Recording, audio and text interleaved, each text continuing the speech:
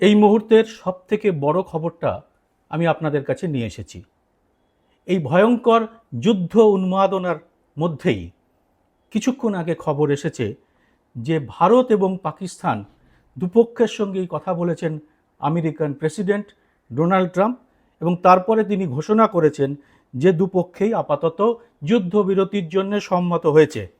Donald Trump লিখেছেন, after a long night of Tux mediated by the United States, I am pleased to announce that India and Pakistan have agreed to a full and immediate ceasefire. Congratulations to both countries on using common sense and great intelligence. Thank you for your attention to this matter. আপনারা বুঝতে পারছেন যে শেষ পর্যন্ত কিন্তু শান্তির জয়ই হলো।